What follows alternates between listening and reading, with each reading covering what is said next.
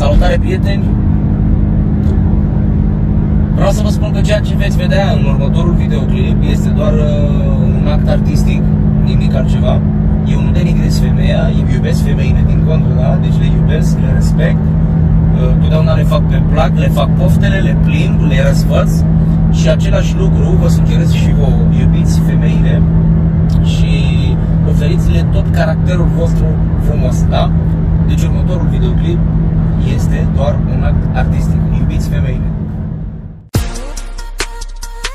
Melodia asta e pentru o lătură de la țară pe care am halatit-o eu, am șmecherit-o eu.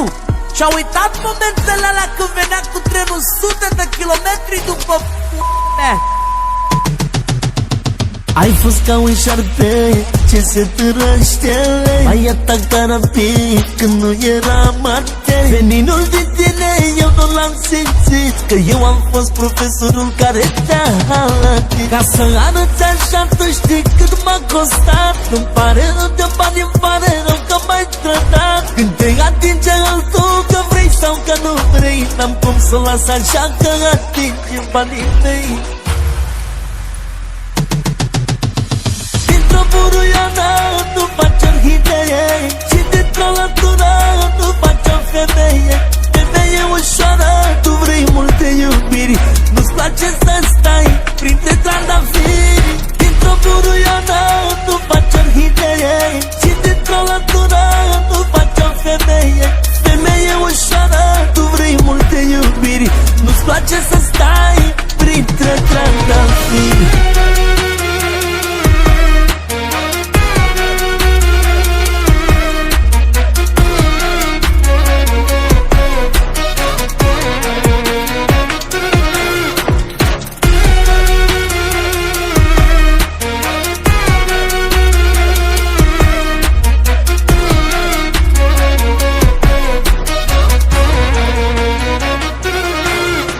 Am zis că mă iubești, că tu nu ești ca tot, dar tu de fapt ai vrut